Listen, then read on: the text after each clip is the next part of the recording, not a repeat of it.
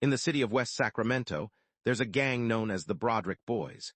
They are famous for their vibrant car shows, showcasing an array of stunning lowriders that gleam under the California sun. The members are easily recognizable, often wearing dark khaki pants paired with crisp white t-shirts. Over this simple attire, they sport thick plaid button-up shirts, typically worn with only the top button fastened, giving them a distinctive, laid-back look. Contrary to common perceptions, the Brodrick Boyz do not engage in illegal activities. Instead, they are actively involved in community service. They organize toy drives, sell tickets to local art performances, and have played a pivotal role in constructing the Brodrick Community Center, the first of its kind in the area. This center serves as a safe haven for youth and a hub for various community events. Other gangs in West Sacramento sometimes shake their heads at the Brodrick Boyz. Although the Brodrick Boyz were the first established gang in West Sacramento, dating back to 1933, their reputation has become a point of contention. Many of the other gangs formed later, some in the 1970s and others in the 1990s. Yet they often look down on the Brodrick Boyz for their community-oriented approach. One day, an unsettling incident unfolded.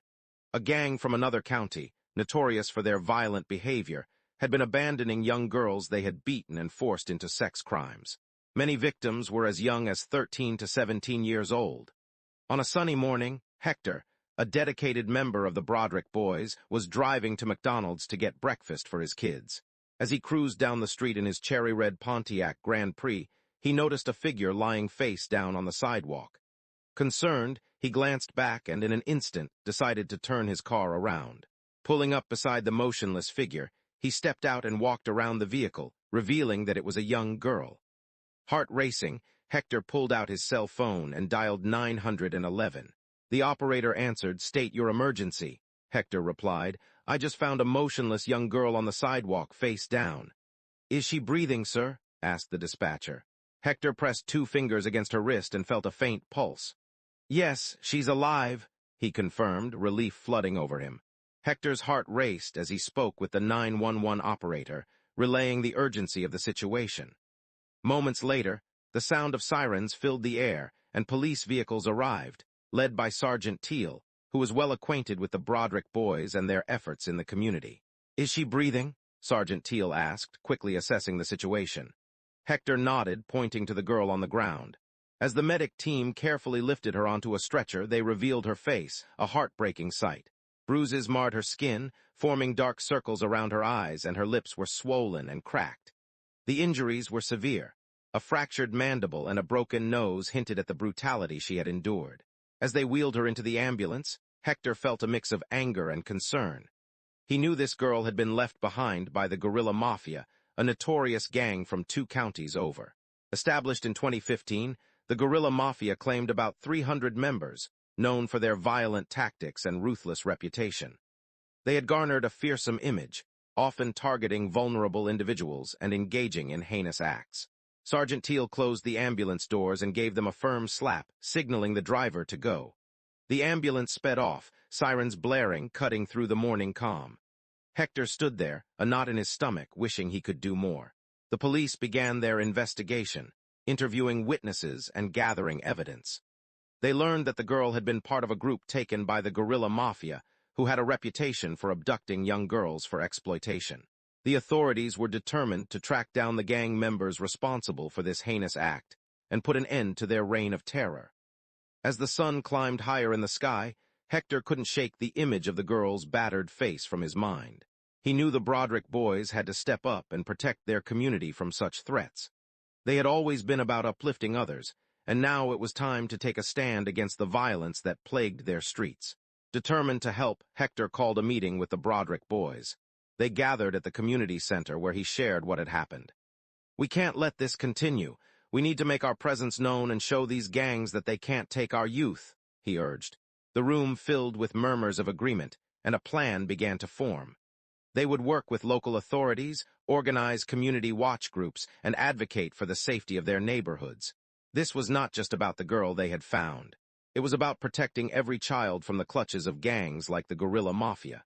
Together, they would rise up, united against a common enemy, determined to reclaim their streets and stand firm for their community. In the city of Stockton, California, The Gorilla Mafia had grown increasingly aware of the Brodrick Boyz and their community service initiatives. Led by a menacing figure named Marcus, known on the streets as Gorilla Glue, this gang was notorious for their ruthless tactics. Gorilla Glue sported long, braided dreadlocks that cascaded down his back, and his smile gleamed with gold teeth. He favored high-end streetwear from popular clothing lines established in 2015, exuding an air of confidence and intimidation. Determined to send a message to the Brodrick Boyz, Gorilla Glue gathered his top members, sergeants, generals, and lieutenants, along with some of their goons. They armed themselves with an arsenal that included AK-47s, AR-16s, sniper rifles, and pistols equipped with extended clips. Street sweepers and cop-killer bullets made their presence even more menacing. Their plan was clear. They would strike under the cover of darkness, instilling fear in the community. As midnight approached, the Gorilla Mafia drove silently into West Sacramento, turning off their headlights and moving stealthily through the shadows. They were well aware of where some of the Brodrick Boyz lived, and they had chosen their targets carefully. The air was thick with tension as they positioned themselves around the homes, waiting for the early morning hours when children would be heading to school. As the first rays of dawn broke the night, children began to emerge from their homes, backpacks slung over their shoulders, laughter echoing in the cool morning air.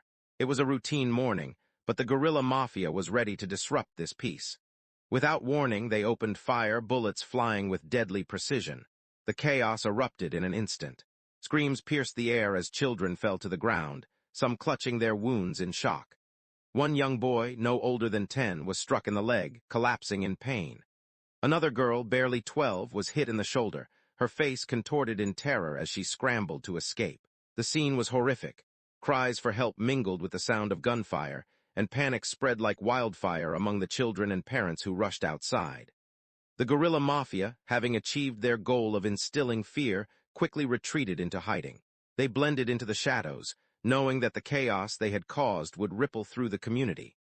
Their plan was to draw out the Brodrick Boyz, but they underestimated the resolve of a community united against violence. As sirens blared in the distance, the Brodrick Boyz quickly mobilized, alerted by the sounds of gunfire.